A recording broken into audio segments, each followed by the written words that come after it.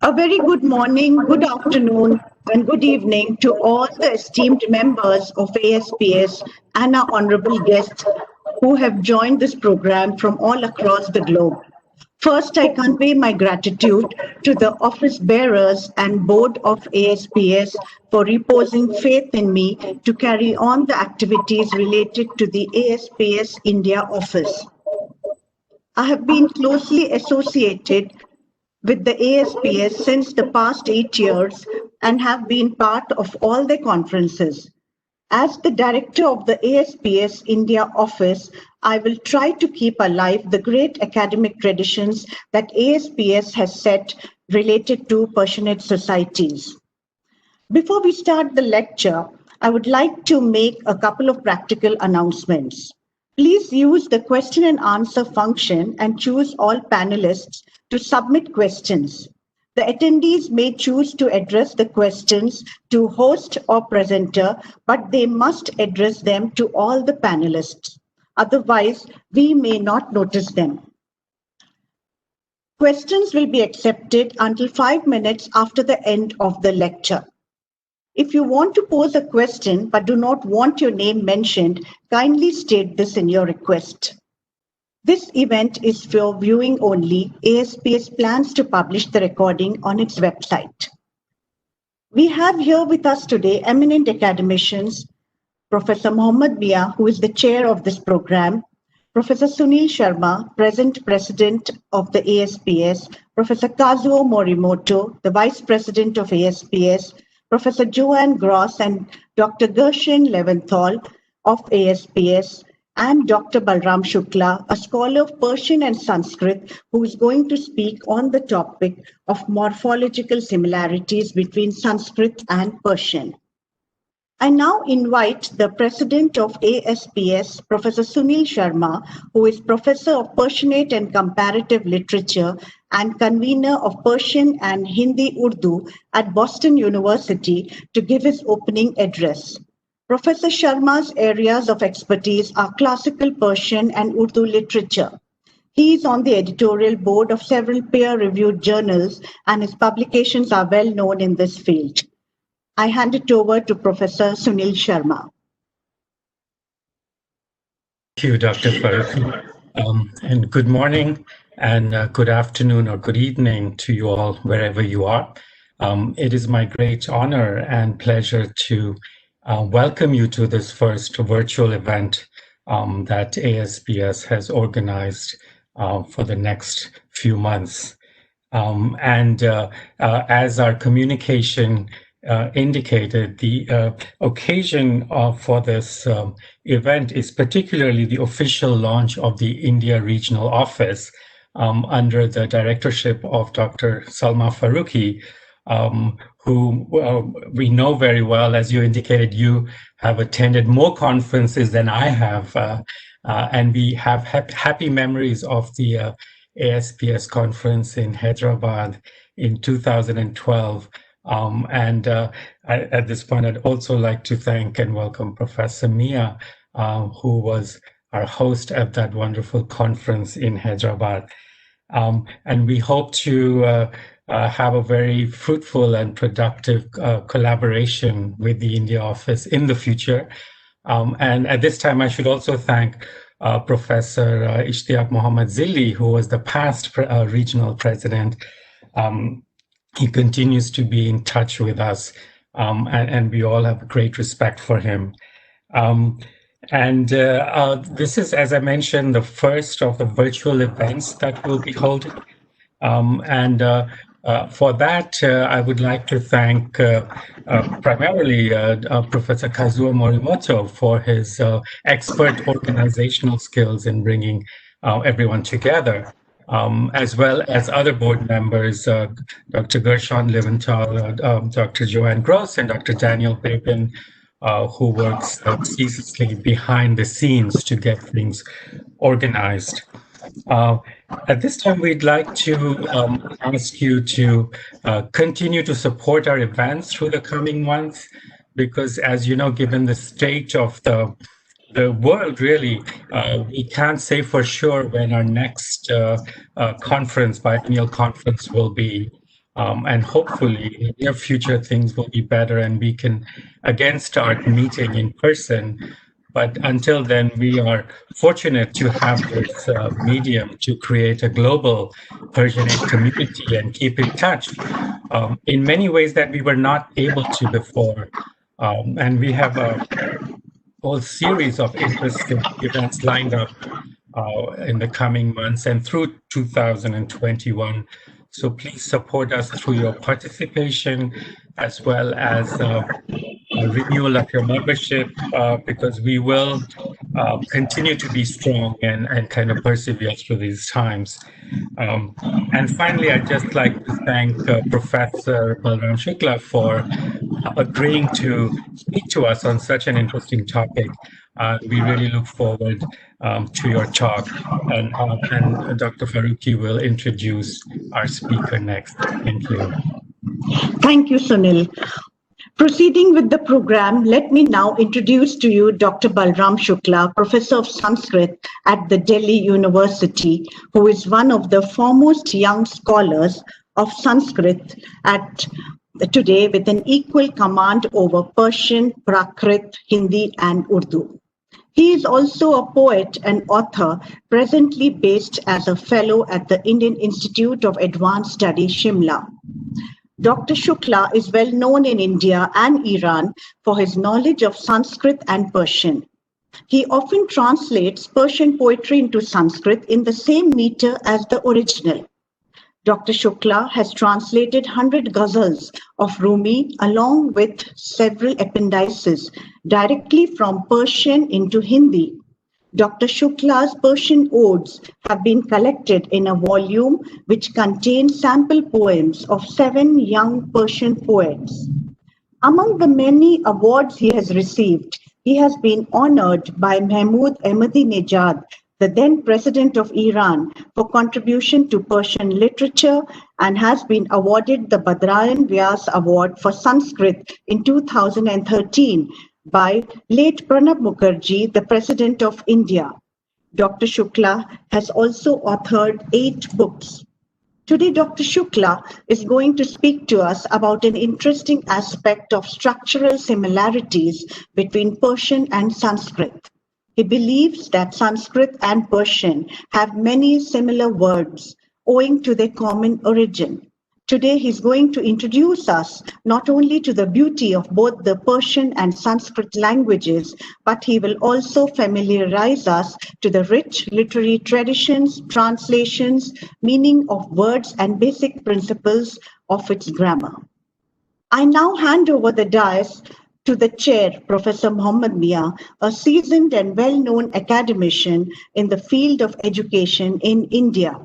Professor Mian has been the Vice Chancellor of not one, but 3 central universities in India and has also been the member of the premier body of the University Grants Commission and has been and continues to be an expert on numerous government panels and committees. Now, Professor Muhammad Mia will take over as the chair. Thank you, Dr. Salma. Thank you, Professor Sunil Sharma, just introducing what is this is for ASPS, and then I now would like to request Professor Balram Shukla. He may start his presentation now, which will be followed by questions and then answer, and then we'll conclude it. Dr. Balram Shukla, please. Yes, sir. Chaturmukha mukham bhujavana savadhup mama manase ramatam nityam sarva shukla saraswati bano mein khudawand janu khirad chazin bartarandi shibar nagzarat ishqam mudamast az la'al dil khah karam bekamast alhamdulillah. Respected chairperson of today's program, Professor Muhammad Mia, present president of ASPS, Professor Sunil Sharma, Professor Salma Faruqi, the Vice President of ASPS, Professor Kazuo Morimoto, Dr. Gershon Leventhal, Professor Joe N. Gross, and respected listeners and viewers. I feel privileged that I have been invited to deliver this lecture on this prestigious platform of ASPS, that is, Association for the Study of Persianate Societies. I communicate my heartfelt thanks to all the members for inviting me here. It is also a matter of celebration that the ASPS India Office is being launched. I congratulate the officials, office bearers of ASPS on this occasion and express cordial gratitude for organizing my talk on this occasion. The topic of my talk is Morphological Similarities between Sanskrit and Persian. Morphology deals with the methodology of formation of words in a certain language.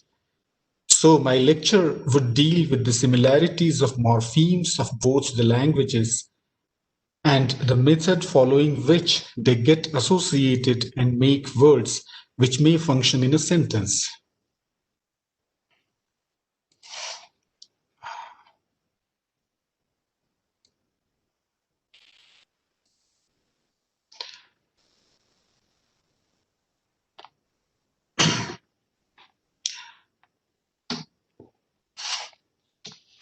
The relationship of Old Persian and Sanskrit literary tradition has been noted on cultural and linguistic planes. In spite of a huge gap of almost 1,000 years and drastic cultural and linguistic changes, modern Persian still bears astonishing affinities with Sanskrit on phonetic, morphological, and other linguistic dimensions. Persian has preserved the inflecting nature of ancient languages to some extent, which even Aryan languages like Hindi are lacking in. In this talk, I will be elaborating the extent of intrinsic similarities of modern Persian and Sanskrit with special reference to the morphology. It is interesting to note that various verbal and nominal morphemes and the suffixes thereof are still there in Persian. Today in our discussion, instead of counting similar words only, we will be analyzing the similar forms or the structure of the Sanskrit and Persian words through the use of morpheme constructs.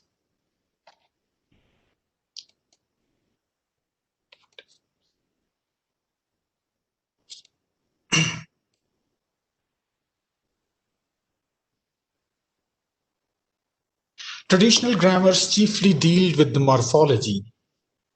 In ancient Indian tradition, grammar has been named as Padashastra, the Shastra which deals with the Padas. Padas are the words. So the Padashastra is the science of words. About the grammar, the great grammar of Panini, it has been stated that Paniniyam Mahachastram Padasadhutva Lakshanam. Panini's great grammar aims at analyzing the Sanskrit words. So morphology has to do a lot with the grammar. Panini's grammar aimed at morphological analysis of Sanskrit language also provides us with various insights for the analysis of its other cognate languages. Keeping this presupposition in mind, in our talk, we would use the categories of Sanskrit grammar wherever it is needed. Persian is one of the most cultivated languages in Indo-Iranian family. In many respects of morphology, it is not very far from the structure of many new Indo-Aryan languages, which are also called modern Indian languages, MIL, like Bangla, Kashmiri, and even Hindi.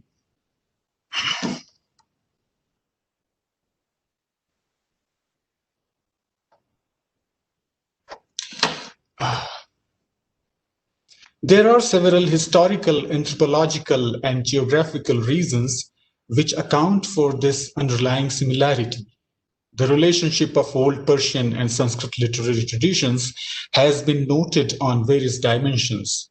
Comparative studies focusing on Avesta and Vedic texts tend to suggest that the springs of these great civilizations share common roots. Later on, the political and geographical contingencies led to gradual drift, causing gaps as well as misconceptions pertaining to these civilizations. Both in India and Iran, frequent interactions with alien cultures resulted in plurality and unique cultural transformations.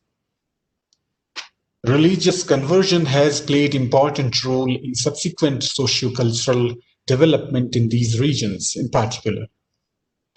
As a consequence, both the civilizations apparently assumed different forms on many counts.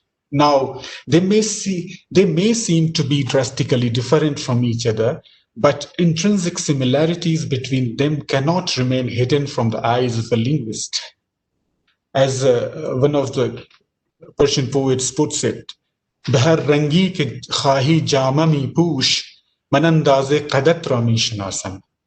Behar rangi ke to jama bepushi, man mi tawanam tora beshanasam. So it cannot remain hidden from the eyes of a linguist, as I said. The morphological study of the languages is one of the ways to unleash this kind of mutual similarity. The vast grammatical tradition cultivated in Sanskrit may be of great help in finding out the similarities which the both languages share. Sanskrit language, owing to its comprehensive and scientific approach and its effective use in the ancient uninterrupted and copious literature, appears to function as a prototype for use in the context of Indo-Iranian languages. Very few languages in the world can claim to possess such rich literature with a simultaneous long and subtle tradition of grammatical analysis as Sanskrit does. Various distinctions of Indian grammarians have given scope for formulation of grammatical terms like root, morpheme, stem, case endings, suffix, prefix, etc. Even to the Western grammar.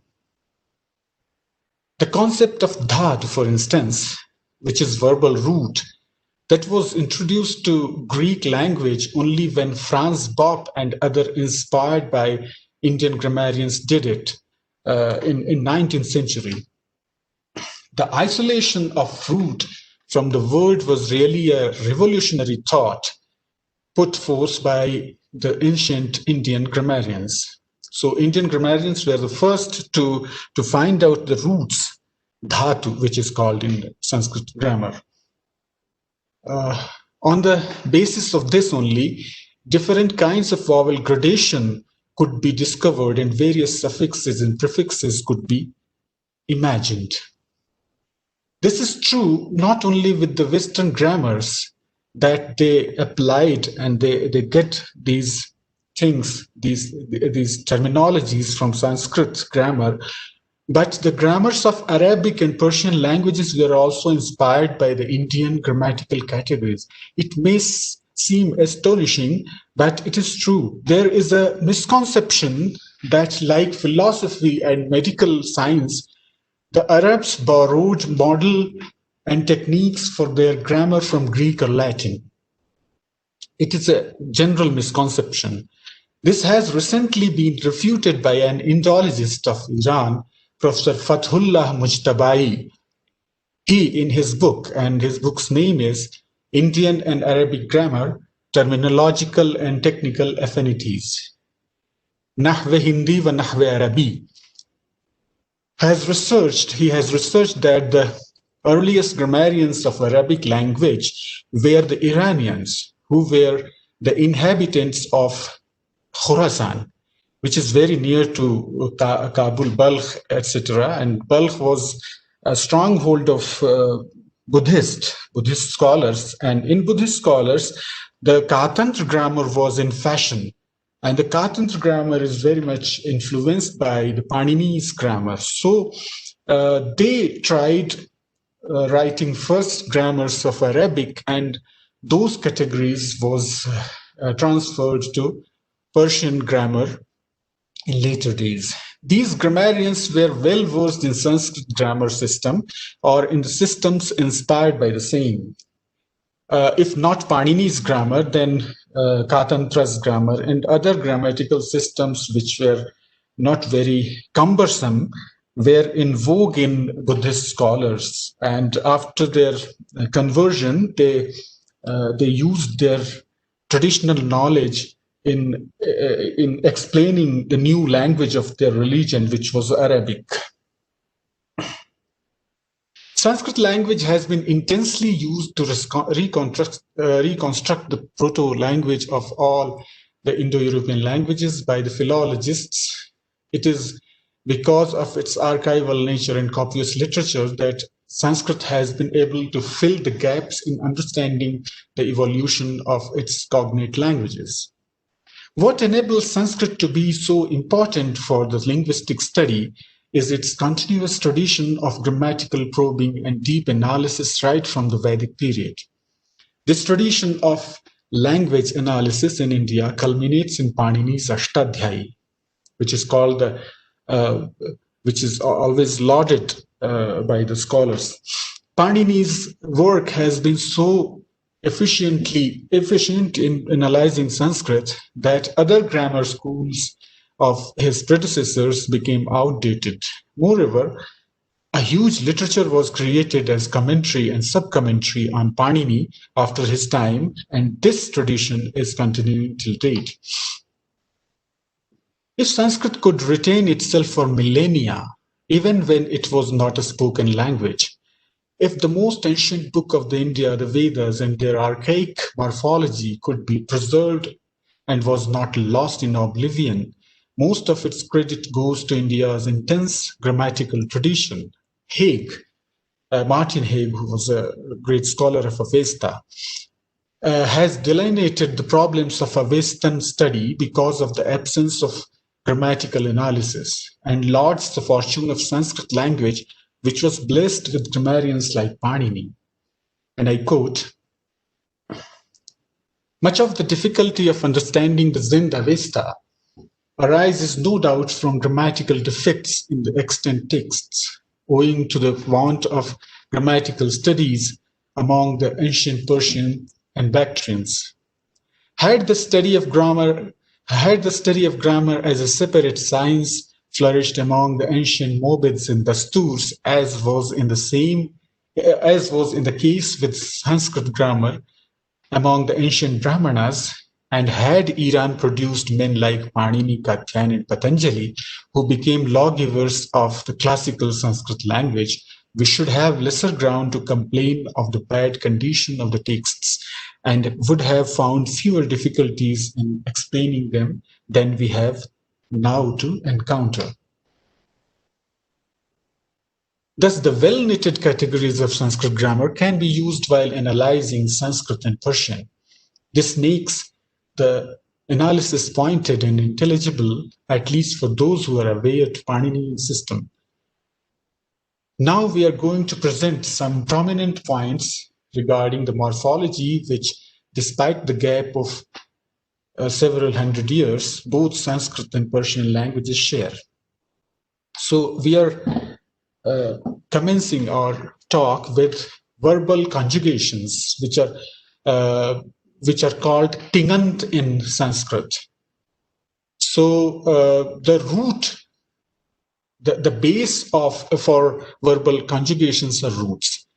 The roots were discovered by Sanskrit grammarians, and not only from the days of Panini, but right from the Vedas. There is a Brahmana scripture affiliated to Atharva Ved, which is called Gopatha Brahmana. There we find the first mention of dhatu says that Omkaram Prichhamah Ko Dhatu. So right from the Vedic literature, Indians knew how to derive, how to know the root of any word. So we know that the concept of root, unknown to Greek and Latin grammarians, was introduced firstly by the Indians as early as in the Vedic period. Panini has enumerated a book, so appended an ancillary book to his Ashtadhyayi, which is called Dhatupath. Dhatupath means enumeration of the verbal roots. He has been successful in imagining that the verb consists of a root which is normally monosyllabic. So actually there has been a long tradition even before Panini. Panini is just a culmination of the grammatical tradition of India. So in all Indo-European languages, suffixes generally follow the roots. Panini has observed that many roots change completely or partially when a set of spatial suffixes follow. We will see that in Persian also the same rule holds good. So otherwise they remain unchanged.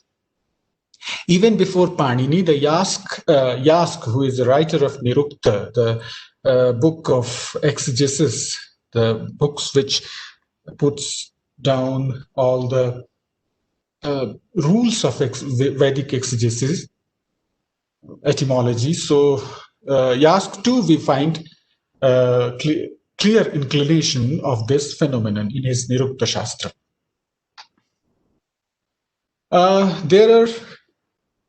There can be seen that in Sanskrit, when a set of suffixes comes, then the verbal root changes its nature, its morph. For instance, there is a root pash yani to see, and it becomes drish when it comes to future tense. In present tense, it is pashyati. In lot lakar, which is imperative, it is pashyatu.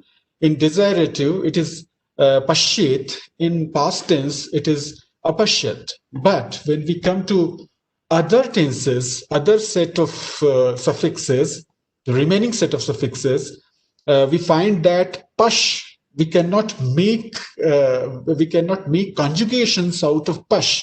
We have to resort to another dhatu, another form of that dhatu, which is drish. So if we want to make a future tense, we have to make drakshati, not pashishyati, etc. So, and if we have to make a past participle of it, we have to make drishta, not pashta. So now we will see that in Persian also the same thing is extant, keeping this peculiar linguistic phenomenon in his mind. So Panini, instead of imagining two sets of dhatu, he has imagined two kinds of pratyayas, two kinds of suffixes. So instead of imagining two kinds of dhatus, Panini divides the suffixes themselves into two sets. The first he calls sarvadhatuka and second he calls ardhadhatuka. So the form of the dhatu followed by the sarvadhatuka has been enumerated in Dhatupath of Panini, while the other form has been specially enjoined to change in the Ashtadhyayi. So let us take another example of us. This is very similar to Persian. In the present tense, there is us. So there is us that remains unchanged when four kinds of suffixes, which are present, imperative, past, and desiderative, proceed, while it becomes bhu when remaining suffixes, future, etc., are added after it. For instance, we find asti in present tense, but abhut in general past. The same thing is there in Persian. We can see that we can make present forms with us. But when we are going to make a past, we cannot make a past by the using the root as. We have to take resort to bhu, which is bu. We know that Mahapranas are not there. The aspirations are not there in Persian. So gha jha dha dha bha and kha cha tha tha pha, all these sounds which have aspirations are not there in Persian. If they are there, they are with affriction. So they are fricatives. Fricative aspirates are there, but not pure aspirates as Sanskrit has got. So abhut becomes Budh. Let us see. We observe that the similar phenomenon in Persian language. Also, the root as, to be, remains unchanged in present tense while it changes into bu in past tense. For instance, Budh. Great Hafiz writes that Gauhare makhzane asrar haman ast ke bud. Huqqaye muhribedan mehr nishan buha ast ke bud. So ast in present tense and bud in past tense. Therefore, we cannot make forms with the root as in the past, similarly with the verb deh. So there are so many examples in Sanskrit and Persian also. There is a word deh. So mi dahad, and he gives, but when you have to express the past tense, the completion of the action, you have to take resort to da. You cannot make past with da. As Maulana Jalaluddin Rumi says, Booye sharab mi dahad ya mi zanad, kharbuz dar dahan makun. So mi dahad. But in past tense, an ke andad be shahan be gedayan indad, as Hafiz, one of Hafiz's best ghazals. Persian follows the pattern of Sanskrit in this respect, as it has inherited and retained its feature from its ancient sources. My explanations don't aim at proving that Sanskrit has got all these things from Sanskrit. Persian has got all these things from Sanskrit, but actually Persian has preserved and retained these features from the ancient source languages which were cognate with Sanskrit. So this should be kept in mind. We can cite several other similar examples of this nature. For instance, Didan and mi binad, he sees, but he deed. To Didamash khurram khandan qadah baad bedast. Didamash, I saw him. Dar kharabat mughan noor khuda mi binam. Bin azjab bin ke che noori ze kuja mi binam, as Hafiz uses it. So in present tense, it is mi binam. So chashmadid and khurdbin, we can see the difference. There are so many other examples also. Mir and Mur, mi mirad and murd, as hijratu mi miram. Chin and chi, shav and shu. And we will say that samprasaran would do. Sometimes samprasaran does the serves our purpose, and sometimes we have to replace the whole morphology, the whole morph of the root. Zan is actually han of Sanskrit. So it has, in Sanskrit also, it has got so many meanings.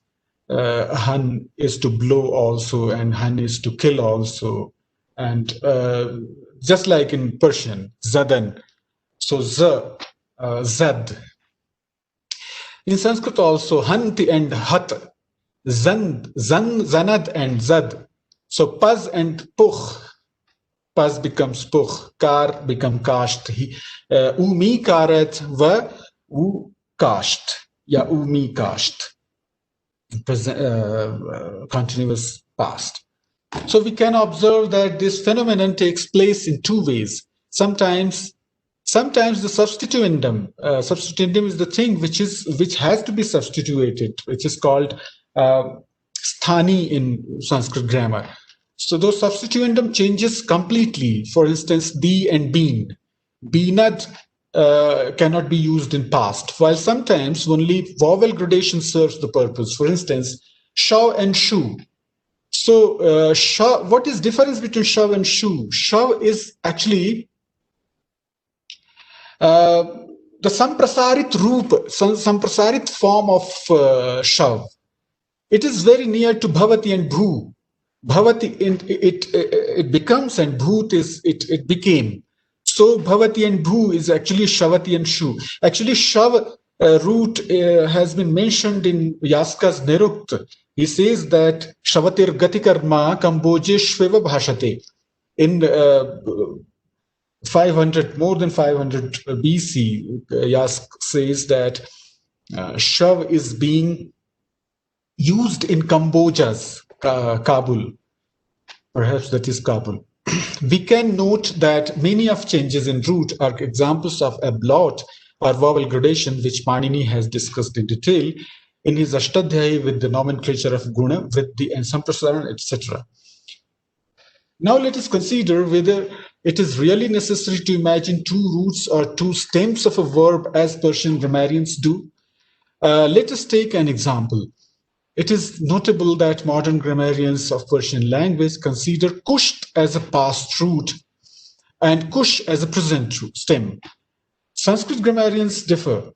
So they instead have subtle division. They would say that in both the examples, only kush is the root. Ta is a suffix to denote completion. Ta pratyay is also there in Sanskrit. So while in kushat, ad is, so kush is root, and ta is a suffix to denote the completion of action, and ad is the suffix part. The type of analysis makes grammar more efficient, as we are saved from imagining two roots. Thus, following Panini's pattern saves us from considering two roots. So, as kushad and kush, there are so many examples. As chashme ma bepurs, kimara kimi kushad, jana gunaheta leo jurme setare nist, as Hafiz says. Only in some cases, substituendum changes completely, as we discussed about it, did and been. The pattern of augmentation of component before suffixes too is same in Sanskrit and Persian. Sanskrit grammarians call it the phenomenon of set and unit roots. For example, grihit, which is graft in Persian, is set in Sanskrit, but unit in Persian, because the augmentation e is not happening over there. In Sanskrit grammar, dhatus are divided into two kinds to explain the morphological phenomenon. In the first group, there are the dhatus which get augmentation e before the suffix. The second group comprises the roots which do not undergo this change. For instance, when we use the past suffix ta after the root char of Persian, it gets e and it becomes charid. But when we use the same suffix after kub or kush, they do not get it, the I augmentation, and the formation is kuft and kusht, respectively. So Persian grammarians derived the present root from the past tense. For instance, they find kush from kushtan or kusht. It considers the pre-existence of kushtan before kush. This way of analysis does not enable a person who is totally unaware of Persian language to generate Persian roots. According to the Sanskrit grammarians, the monosyllabic minimal morpheme must be the primary root. It is called present stem by Persian grammarians. Thus, the so-called present stem kush should be considered as a primary root. So now verbal prefixes for conjugations. So in verbal conjugation, we have two morphemes. The first is verbal root, and second is the second are the prefixes, verbal prefixes. So we use 6 prefixes in Persian conjugation to denote different persons in numbers. Out of them, at least 3 are very much similar to that of Sanskrit. Those can be seen as ad, and, and So mi charad is very similar to charati, and in Sanskrit, and similarly charando chara, mi charam and mi charand. So charati and charanti are charad and charand. And now, a very important thing, we can observe an interesting phenomenon that the Persian language has preserved the inflecting nature of its ancestral languages. So Persian is not completely inflecting language like Sanskrit or Avesta or Pahlavi, etc. But it has preserved several features, several examples which show the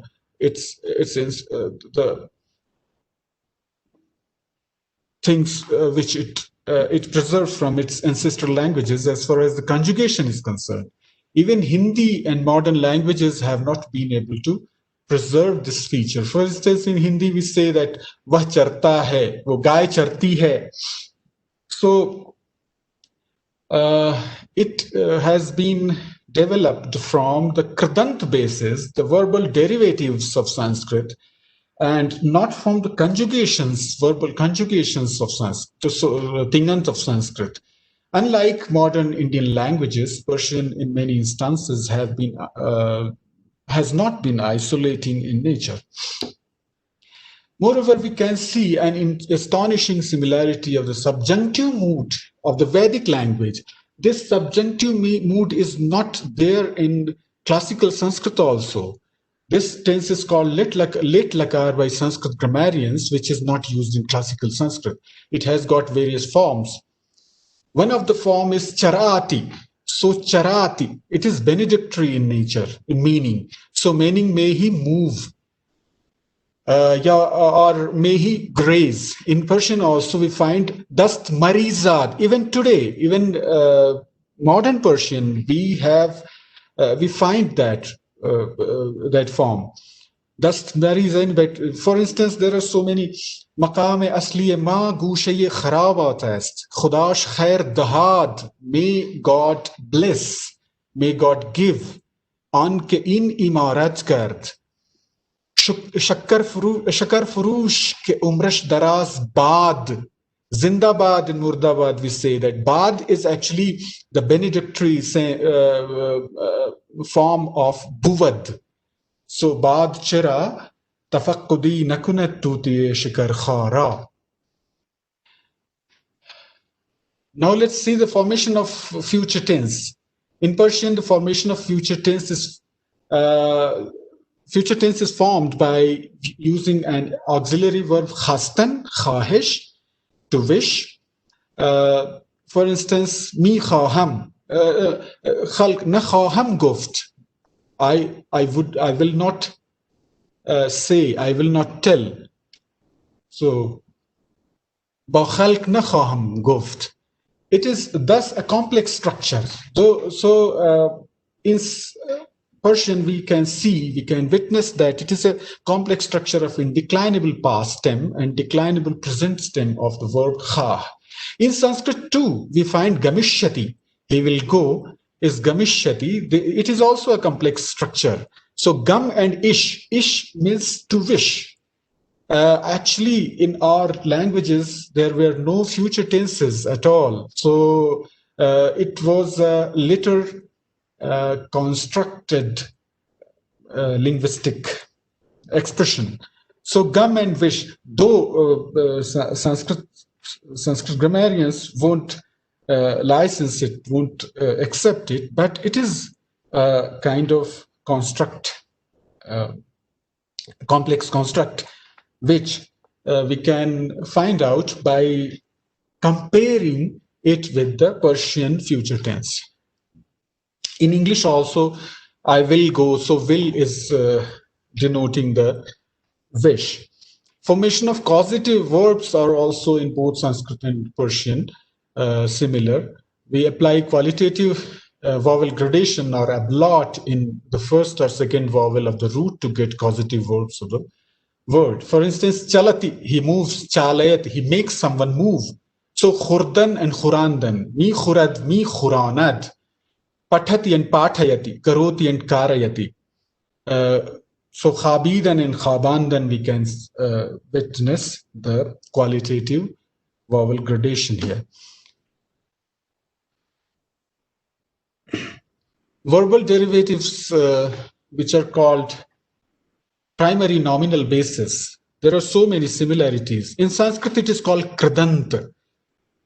The Indian grammarians held the view that all words have been derived from verbal roots. It is their standard procedure to first identify certain verbal roots in a word and then use suffixes to find several derivatives.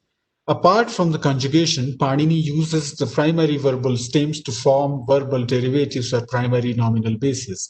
These are derived from the verbal roots and further used to derive nominal declensions and secondary nominal bases. For instance, we get Ravande from root Rav, one who goes. And further we find Ravandegan or Ravandetar out of it as derivatives.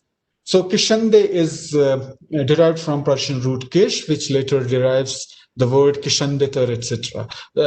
Just like in Sanskrit, as Krish, Krishna we get from the word Krish, the verbal root Krish. And later it gets derived. We get Krishnata and Krishnatara, etc., derived out of it. So the formation of many types of verbal derivatives in Persian can be seen just as in Sanskrit. Panini enjoins two suffixes, shatr and shanach, which end in at and an, or an and an, to denote the agency, plus presents tends to get primary derivatives. For instance, in Sanskrit we get two forms, kurvan and kurvan. He is doing.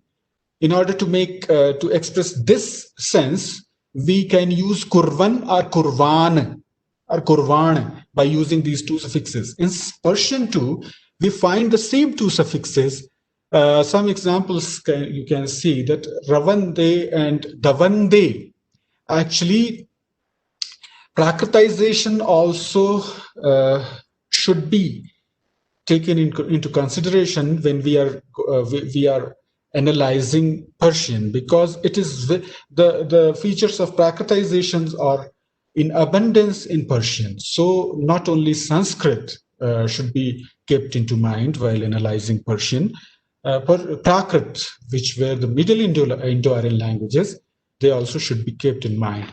So Ravan and Davan. So Ravan is like Kurvan and Ravande is like Kurvant. In Sanskrit, we find Kurvan, but when we decline it, we find Kurvan, Kurvantau, Kurvanta. And in Prakrit, we find Kurvant. That is the counterpart of Persian, Ravande or Davande. Uftanu khizan mi ravam, harasan, mard bayad ke harasan na shavad. So Harasidan, from Harasidan we get harasan. So Gurizan or Larzan or Khahan, it may be noticed that the word Ravande denotes an agent who performs his action in present tense. Now, there are two suffixes. There are one suffix, popular suffix to denote agency in Sanskrit. That is tara or tar, kartar, karta, kartaru, kartara. In Old Persian, we find several forms like this. And now, even in modern Persian, there is a word dadar that is also in fashion, is still in fashion in Persian. This word is derived from the verbal root da by adding the suffix tar, just like Sanskrit. Kri and tar, kartar, datar in Persian. In Punjabi, they still use it.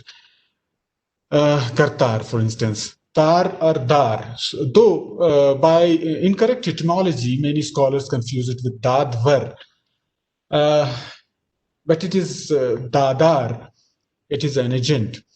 If we simply add a to the verbal root, the word serves to denote the agent of the action of that root. These forms are rare in classical Sanskrit and are in abundance in Vedic Sanskrit. So we can see that Persian, the analysis of Persian is very benefiting not only for the classical Sanskrit, but it leads us to Vedic Sanskrit also. Many of them are still in use. For instance, Juya, Dara, Mana, Gira. Juya is one who finds out, Mana one who remains, Dara one who holds, Gira one who holds, and Dara ye Jahan Shud, for instance. So in Sanskrit, in Vedic Sanskrit, there are several words, several terms, Goja, Nrija, Da, etc. So these verbal roots, present same, without getting any suffix, can also be treated as infinitive, verbal noun. And in Sanskrit also. So Saz, Dar and Gir, Darogir, they serve as infinitive. In Sanskrit also, Vid is also means the act of knowing and to know. Vyavahara vide, as Mammata has used.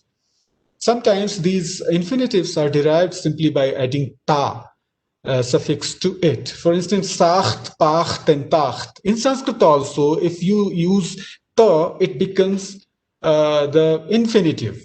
Hasitam, ruditam, vamitam, vamitam madhuram, rusitam madhuram, as Vallabhacharya has written in Madhurashtakam. There are so many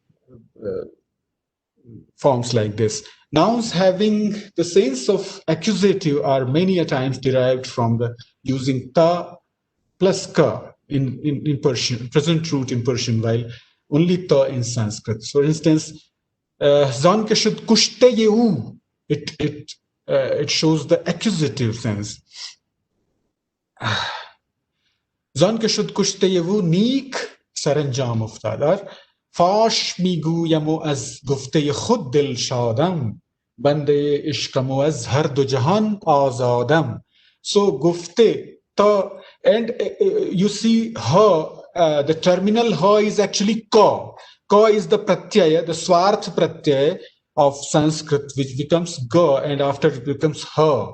For instance, bachcha actually was vatsaka, and ka became ga.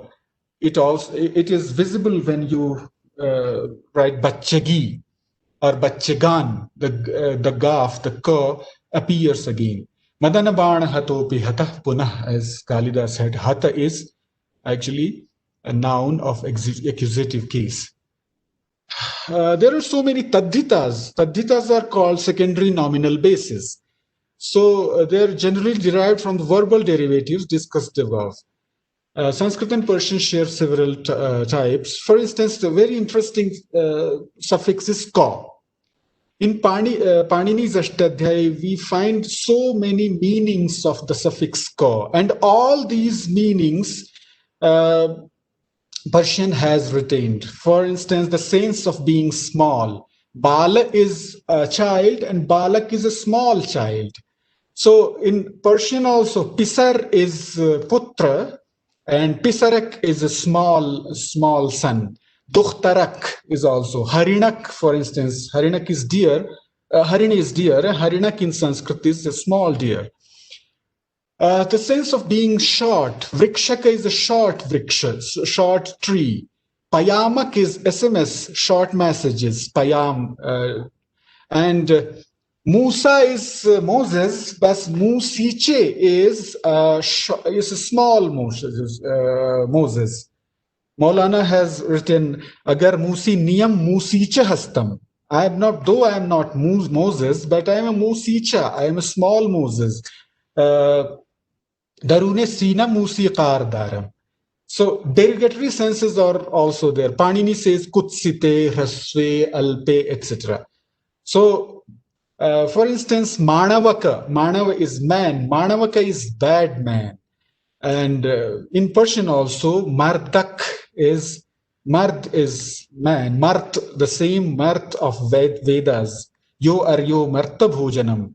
So mard becomes mard in Persian, and when you use the ka suffix, it becomes bad man. Sympathetic in sense also, vatsaka, my poor child. Tiflak, for instance, in Persian we use. So ka, I'm skipping this.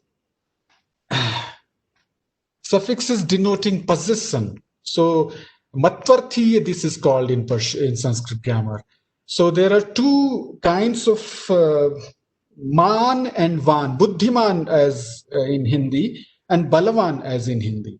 So, but in Prakrit, interestingly, you won't find buddhiman. You will find buddhimanta, and the same buddhimanta is preserved in Persian even today. So, as I enunciated that Prakritization also should be kept in mind while analyzing Persian. So Danishmand or Aklamand. So this mand is actually month of Prakrit and man of in Sanskrit also Buddhiman, Buddhimantau, Buddhimanta. Month becomes, but in first that van sometimes becomes van. Aisariban ahistiran aram janam miravat or annazubazu. Tundiye, nazubaze tundiye darban hamare sooj, says Maulana says. So Gauban, Pasban, Mehrban, all these things are belong to the same thing. So the suffixes showing inhabitation. So Shali, Gonardi, Rashtriya, one who resides in Rashtra. The same thing, if you drop the ya, it becomes Kabuli and Kishwari and Agarantur ke Shirazi, one who resides in Shiraz. The ordinal numbers, all these are Taddhit Pratyayas, Taddhit suffixes. So Pancham is Panjam. Cardinal numbers are very much near to the Sanskrit, but I don't have to enumerate it, everyone knows. So, but ordinal numbers, for ordinal numbers, there are some suffixes. Saptam is Haftum, Dasham is Dahum, etc. So, for comparative degree, we see that Shubha is Khub and Shubhatar is Khubtar. Now, compounds, having different kinds of compound is a specialty of almost all Indo-European languages. I am just skipping this and coming to the attributive compound. So there are so many compounds which by the nomenclatures and terminologies of Sanskrit grammar, we can chalk out, we can single out very meticulously. For instance, Bahubrihi, which is attributive, which serves as an adjective to other nouns. In Persian, we have copious examples of these kinds of compounds. Some of examples are there, just Hamra, for instance, Khargoosh. Those who have the similar ways are Hamra. So this is Samho Rasta Jiska, for instance, Bahuvrihi. Khargoosh, Goosh, जिसके कान जो है वो खर जैसे हों. So ahu chashma, a special kind of bahuvrihi we have which denotes simile. The ahu chashma is the same thing, and in Sanskrit it is very much in fashion. For instance, Mriganayani, etc. Surkhru, even the Zardusht and Vistashp, all these things are bahuvrihi. Rohitashva, for instance, in Vedic Sanskrit we find. Karmadhara is a compound which can be called a positional compound, where the constituent words are qualified and qualifier respectively. But in Persian, because of Arabic syntax, the order has been changed. In Sanskrit, we have qualified first Neel and Kamal, Neel Kamalam, Shita Sharkara. But due to intense influence of Arabic language and grammar, this specific indigenous order has been altered in Persian. Nowadays we know that Dukhtar is Ziba. We don't say Ziba Dukhtar, but Ziba Dukhtar was there in vogue in Persian in ancient days. Mard Buzurg. Madaragiti. Still, many compounds in Persian retain this order from its ancestral languages. For instance, Pir Zan. We don't say Zanepir. We say Pir Mard. Nilufar. Nilufar is actually Nilotpal. Nil and Utpal. So Ashik Pishayen. Tatpurushas are the compounds which connected, where the two words are connected with the signs of case ending, vibhaktis. In Persian, we generally find words in genitive case get compounded, and for this, izafat is being used. And it is also the influence of Arabic, Zanepir, Kitabeman, Midadeu, etc. on Dilbariman, Ahmad Bariman. This special word order is apparent influence of Arabic language, but still we can find a tendency of compounding in original Aryan order of Tatpurush in Persian. For instance, Danishgah, we don't say Gahe Danish, it is Danishgah. So it is the old fashioned, but still in vogue. Except this genitive Tatpurush, we can find several other types of Tatpurusha too in Persian language. For instance, Abalud or Mayalud, that is polluted by May. Hafiz Zakhud Napushi din Khirkaye Mayalud or Iftikharamiz. All these things are Tritiya Tatpurush, which is very much in fashion in Sanskrit. For instance, Nakabhinna, that which is torn by the nails. So Upapad Samas is very interesting. Upapad Samas, in Persian, just like Sanskrit, we find a special kind of compound where the first part is generally object, while the second one is the present stem in its crude form or with simple vowel gradation. For instance, Kumbhakar. Kumbh is in accusative case, and Kar is the crude form of the word. Karyakrit or Vedavid. One who knows Vedas is Veda is accusative tense and accusative case, and Vid is the crude form. In Persian also, if there are several linguistic peculiarities. So in Persian also you can say Dilbar. On ke dil mi barad dilbarast. On ke dil mi avarad dilawarast. So, Sanobar Kharam, onke misle Sanobar mi Kharamad, Sanobar Kharamast. Qayat be jilve sarve Sanobar Kharamima. So, Kuzagar, onke Kuza mi kunad, Kuza be wujud mi avarad is Kuzagar. So, use of prepositions are also there. I am skipping this because I am running out of my time. One of these features, for instance, pro becomes fara. So fara rasidan, fara giriftan. Zinmian hafiz dil suhtid, badnaam uftad. Uftadan is actually utpatat. And the metathesis is there. So uftad it has become. Manas on husne ruz afzun. Afzudan is up jayate. So up is their pratyaya, their suffix, which is called upasarg in Sanskrit grammar. So I'm skipping it, and now we're. Thus, we can say the final word. Thus, we can say that a morphological study of the both languages benefit the structural knowledge of the both. There are several ancient Sanskrit forms which are not in vogue even in Sanskrit, classical Sanskrit. Persian has retained it even today. For instance, mi barad in harati means to bring, but in Vedic language it was bharati, and that bharati is still retained in Persian as barad. And in Dilbar also the same bri is there. So bri became hri, bhar became har in Sanskrit, but it became bar in Persian. So, and karmi kunat, for instance, kranoti.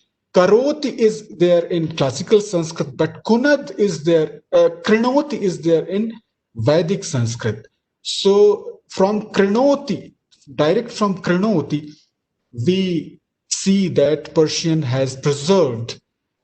I don't aim to say that it has preserved from Vedic Sanskrit. It has preserved these forms from the cognate languages of the Vedic, which was Old Persian or Avesta, from which this Persian got evolved. So are some example. Moreover, by considering the word formation in Persian, we also can unleash the methodology of Sanskrit grammarians. For instance, Panini imagines up to be the crude form of the water. From Persian, we find the clue that actual stem is up, out of which they have got ab. We see that considering the process of Prakritization is must for analyzing Persian, we find several features of phonetic and morphological features in modern Persian, which makes it very much similar to modern Indian languages. The points of structural similarities between Sanskrit and Persian discussed above present the possibility of an interesting fact.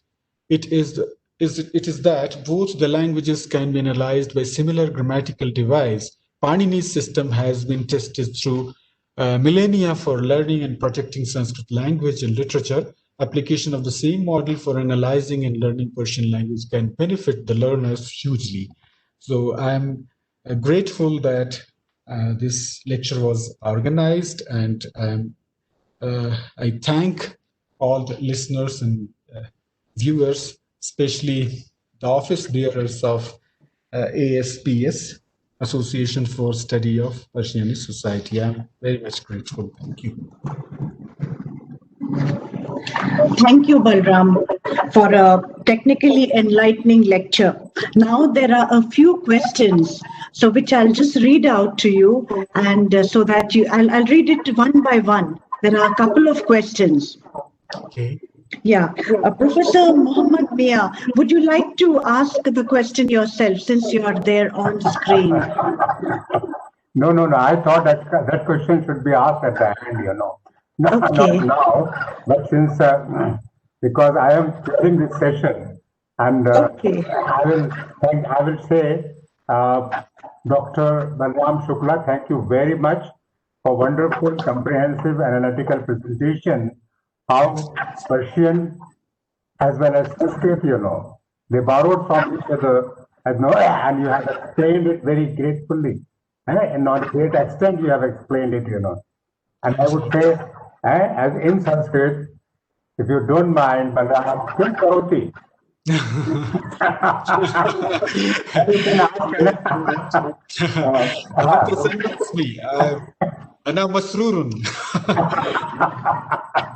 Okay, Salma, you can go ahead asking questions. If anybody else asks, I will ask the question later on, Okay.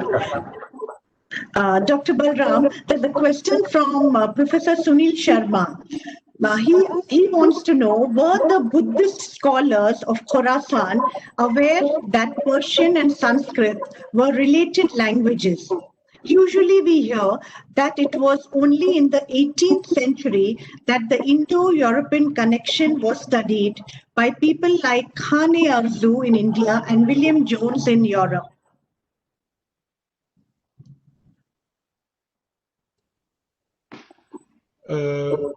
I think, sir, that they were experiencing the actual linguistic environment of Sanskrit and Persian, and they were aware of this similarity, the affinity between these two languages.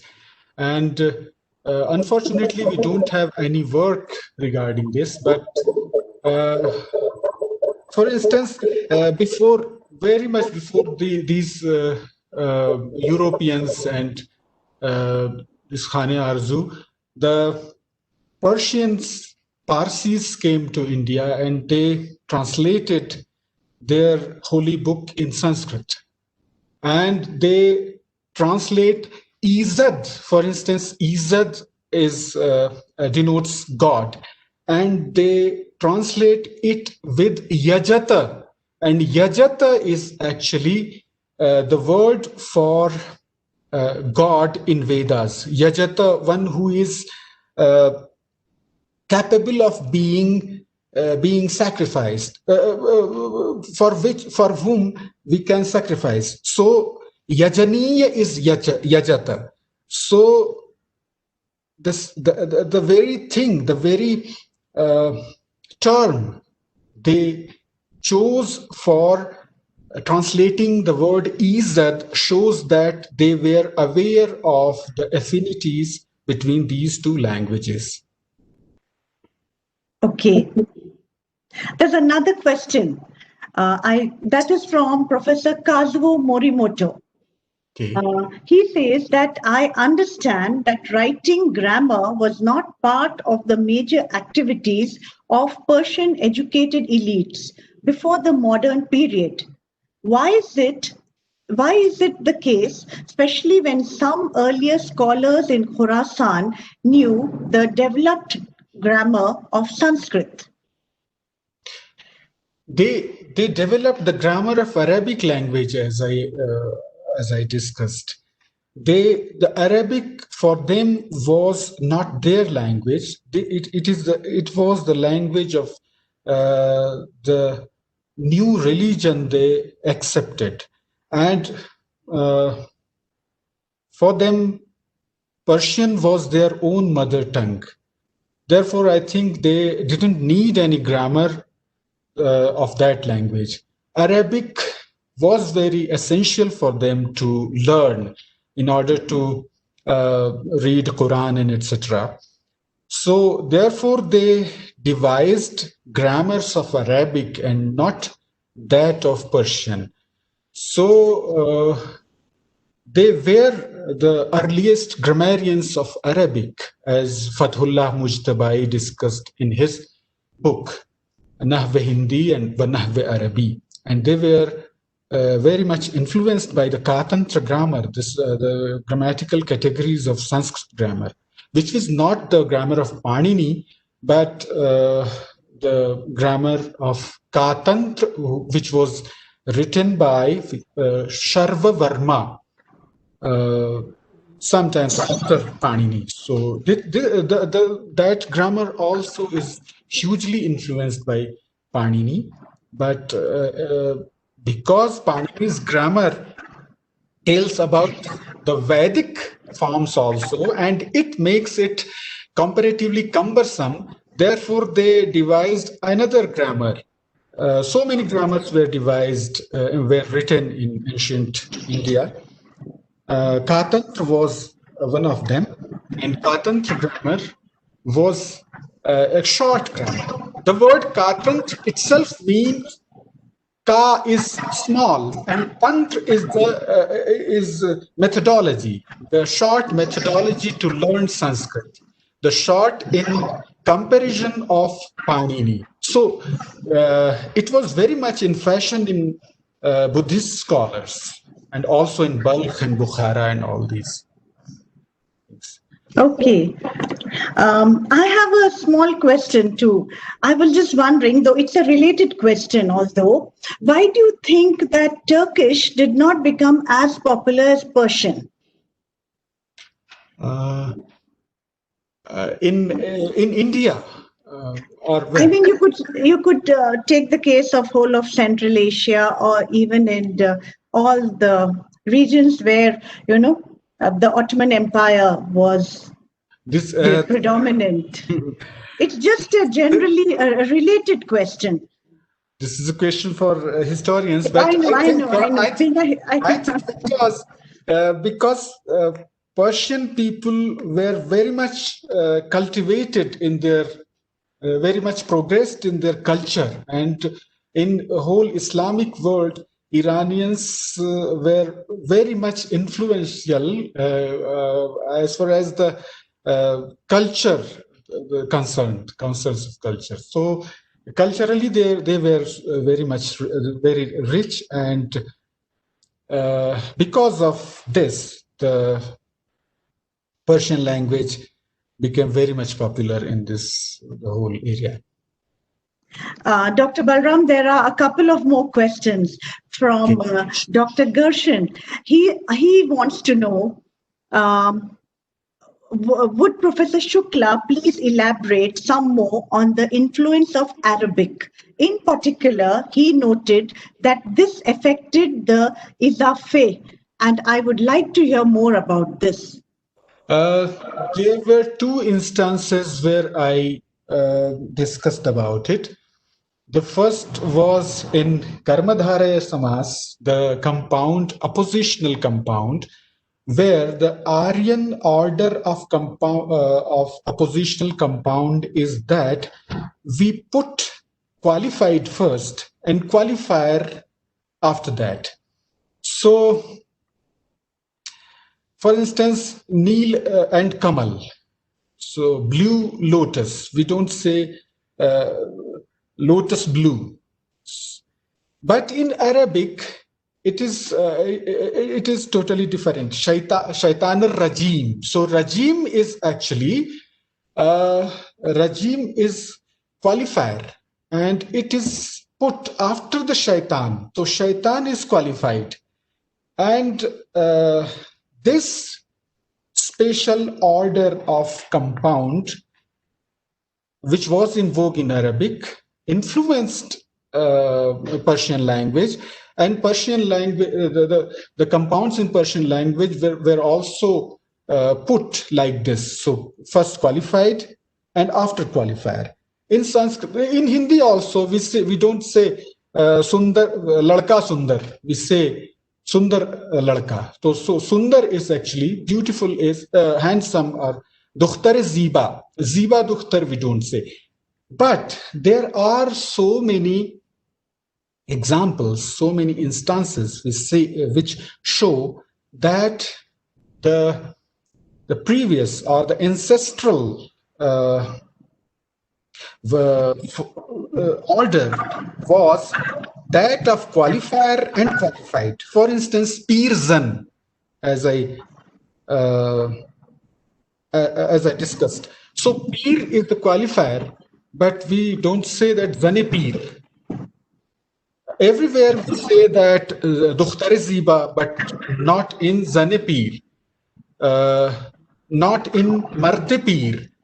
It shows that some words are still preserved from the ancient languages, and ancient compounding order is still, in some extent, preserved by Persians. Thank you. There's another question by Professor Joanne Gross. She wants to know, what are the main problems in translating Persian poetry into Sanskrit or any other Indian languages? I think it is easier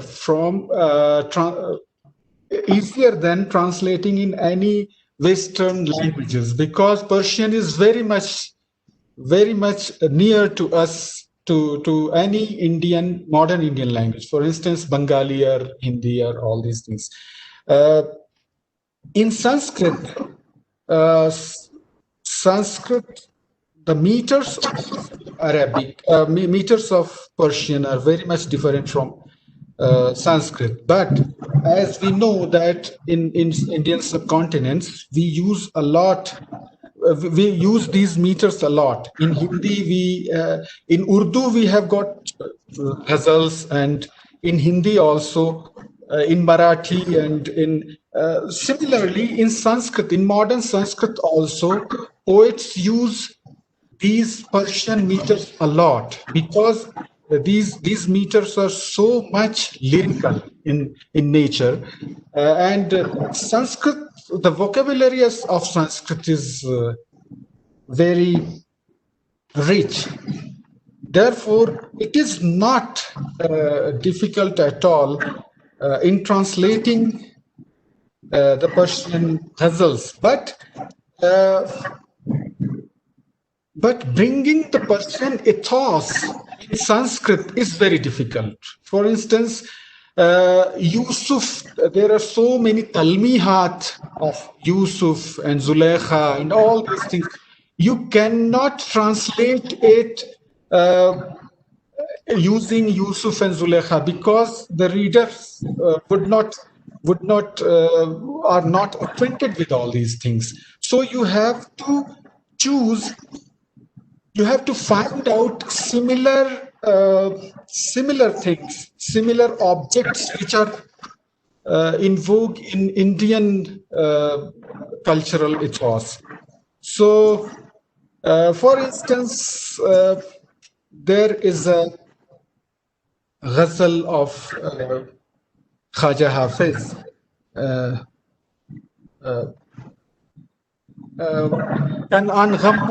So don't be sad, because Yusuf will come back. So if you, I translated it in the symmetrical version. Kul baye zan shavad ruhi gulistan ghammakho. Yusufe gumgashte bazayat kan an ghammakho. Don't be sad, because Yusuf Gumgashta will come back to you. Someone is saying Jacob, that will come back. So if you have to translate it, you cannot translate it using the terms of Yaqub and Joseph. So I translated it using the same meter, Failatun, Ramachandra. So Ramachandra is just like Yusuf. He has been banished and he has gone Lanka.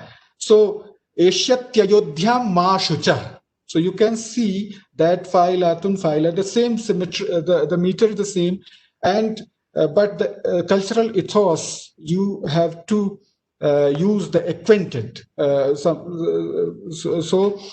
that your readers would be communicated what you are saying. There's a last question we'll take, which is a follow-up question from Dr. Gershon Leventhal. After that, I hand it over to Professor Mohammad Mia for his question and his address. Now, Gershon wants to know if I can ask a follow-up question. Did izafe, qualified qualifier, not exist previously in Indo-European languages at all before the contact with Arabic? If there are examples of qualified qualifier in Hindi, does this reflect Arabic influence there too? Mm-hmm. So you didn't write the word in Hindi which shows the qualified qualifier. For instance, in Hindi, Makan Malik, we always say Sundar Ladka and Acha Admi. Admi Acha we don't say. So if you, so in Urdu, there is huge impact of Persian, and Urdu has influenced Hindi a lot. I think in Hindi, it must have come from Urdu. If you write any word, we can discuss over it. Maybe after this session also. Sure. Now I hand it over to Professor Mohammad Mia, and he would ask his question himself probably, and then continue with his remarks. I have a very simple question, because I studied Sanskrit when I was in school, and it's really very, very important for me to listen this lecture by Balram, and I'm very happy that though it was very technical and I had to concentrate on many of these things, but I think one thing very obvious comes to my mind, when why the Sanskrit could not become the spoken language in India. This is the second question connected to this. Hindi is supposed to be driven from Sanskrit. There are other languages, I may be wrong, there may be other languages like Tamil also. I feel there's a lot of words to use from the Sanskrit. So these two questions, if you can answer, I will be very happy, Thank you, sir. Thanks for your kind words, sir, and thanks for chairing this session. Languages change. The answer of the question is that languages do change, and languages, the ancient languages, are replaced by new languages. So Sanskrit was replaced by Prakrit languages. Prakrit languages were also went into the oblivion or extinguished. So the question is why and how Sanskrit could retain for so long. The question is not that how Sanskrit went away from the general public, general people. General people, the general languages do evolve and do change. The change of language is the rule of nature. Sanskrit, even when it was not, means there was a considerable time frame that where Sanskrit was spoken language. And if you go through the Panini's Ashtadhyayi, he mentions so many forms which are related to the Kuchao Bazar, all these markets and all the every walk of life. It shows that Sanskrit was there as a spoken language. But no language can remain as a spoken language forever. This is why Sanskrit also was degenerated, you can say, or it was replaced by the common language, the vernacular languages, and those vernacular languages also vanished, and Apabhransh came, and after the Apabhransh, the modern Indian languages came. So it is the chakra, it is the circle which always revolves, and Indians could preserve the language, the Sanskrit language, and even today in India there are many people who can communicate scholarly things in Sanskrit, but it cannot be just like Urdu or Hindi or all these things. So I did ask this question, when I know when Persian continues to be a spoken language, and those who speak as Persian, and Urdu as a combination, Urdu has borrowed from Persian and Arabic, as such, Now another thing which you have just mentioned, that Acha Admi. Acha Admi, when we say, Acha is Visheshana, Admi is Sangya. Is Visheshana, yes. Sangya. Visheshana comes before Sangya. Yes, Then you say Ladka Sundar. Sundar Ladka. Here, the Visheshana comes first and Sundar comes later. No, Ladka Sundar is not used. वो तो उल्टा हो जाता है ना. It becomes Sundar Ladka, So Sundar comes first. So comes first, yes. Yes, this Sundar, I said that. Since we are talking about Sundar is not used in all languages. These questions may have, when I meet you, I'll surely discuss with you. These are some of the things, because when I say Kim Karoti, still I use the word Kim Karoti with my colleagues, who know Sanskrit, somewhat Sanskrit, because I belong to Uttar Pradesh, and Uttar Pradesh mein Sanskrit padhai jati hai, the third paper in high school, Okay. Yes, sir. Okay, thank you very much. And I feel very nice to hear. And as Sanskrit and Persian, I think they are the language which have very ancient connections, And Persian, when we say Persian and Sanskrit, which I understand and I came to know that they are evolved in ancient adjacent provinces of Persia and Gandhara. I may be wrong and I may be right, This is for you. Now, keeping this in mind, that you have done very good analysis about the morphological or the structural analysis of the languages, and how one language has borrowed the words from the other language, whether Persian borrowed from Sanskrit and Sanskrit borrowed from Persian. And very good analysis has been done by you. Second thing which is very important, that when I look from the point of view that these kind of presentations are very important for a common man also, who's not maybe expert in languages and other things, because that gives a very good understanding about what is happening. When I asked this question, I always wondered when I was in school, and we are like Sanskrit so much. Why did it not continue as a spoken language? Like say when we translate from Hindi to Sanskrit, and like say we say Bhutkal, Bhavishykal, Vartaman Kal, then we say Ti, Tan, Ti, Sita, Tha, still I remember, Still I remember. Meaning thereby that when I study Sanskrit, now I'm sure that many people who study Sanskrit, they would feel that speaking in Sanskrit gives a better feeling inside, feeling inside.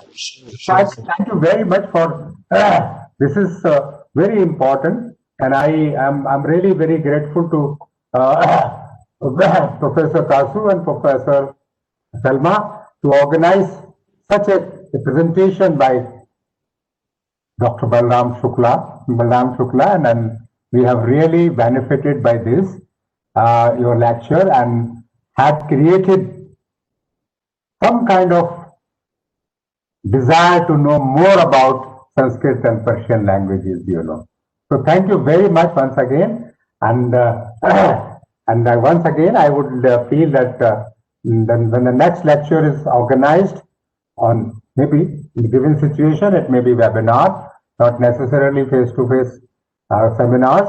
We will take care of all these issues, and I hope that we can, even for a common man, we can answer some questions like this here.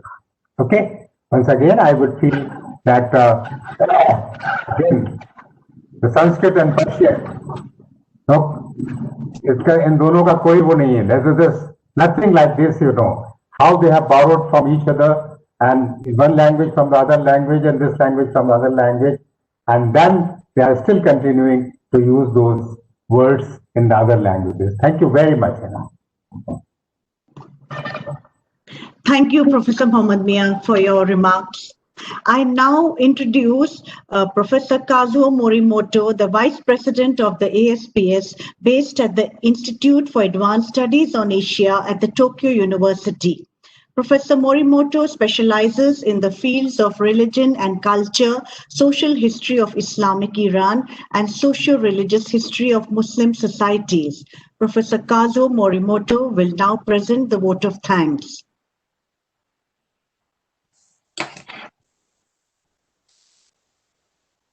Thank you very much, Professor Faruqi.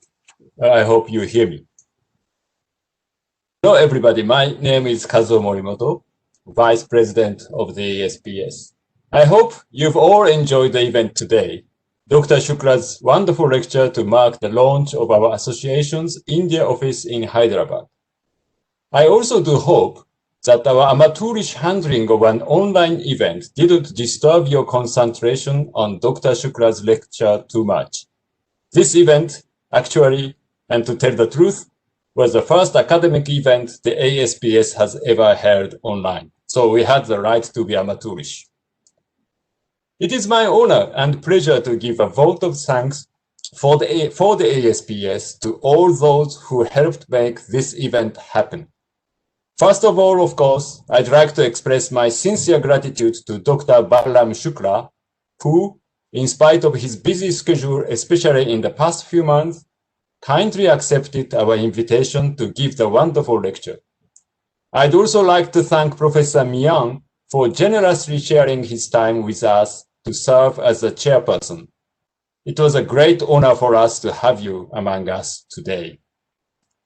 Professor Salma Faruqi has been the mastermind of this event.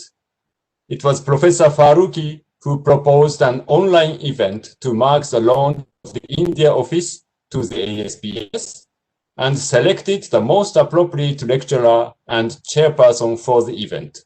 So, thank you very much, Professor Faruqi, for your great contribution not only to this event particularly, but also to our association largely. Let me also wish you all the best with the activities of the ASPS India Office, which I am sure will be an important hub of Persianate studies connecting the scholarly community in India with the international membership of the ASPS and beyond. On the ASPS side, I'd like to note especially the contributions by my colleagues in the working group for the virtual event series, Professors Joanne Gross and Gershon Lewenthal, and by our President, Professor Sunil Sharma, and Secretary, Professor Daniel Bevan. This event could not have taken place without your dedication. Thank you so very much. Let me also make two announcements before ending my remarks. Firstly, it is my great pleasure to be able to bring you the news of our second online event. As you see on the screen now, and that was my original plan, I am now a kind of sorry, out of mind, so I cannot show what I wanted to show to you on the screen. But anyway, we are holding a second event on December 22nd. Members of the ASPS will receive a detailed announcement by email very shortly, in a matter of hours, if not less. We are also planning a third event for March the next year. So members of the ASPS are welcome to join our upcoming events. I have a request for your cooperation. A pop-up window of a post-event survey is supposed to appear on your screen after the termination of this event, if it turns out that I have made the correct settings, of course. Please take a moment to fill it so that the ASPS will be able to benefit from your inputs in our upcoming events. The survey also includes a box in which you can write your comments to Dr. Shukla. In case no pop-up window appears after the event, you are most welcome to use the email addresses indicated in our announcement of the event. That is either Professor Faruqi's or my own email account to give us a feedback. Lastly, not least, I'd like to thank you all for joining us in this event and actively participating in the discussion. The ASPS virtual event series has just begun. I hope to see you again and again in the upcoming events online. Thank you very much. Thank you, Professor Kazuo. We have had an enlightening event and we end here hoping to meet again soon. Thank you one and all once again. Thank you, Salma, very much. Thank you.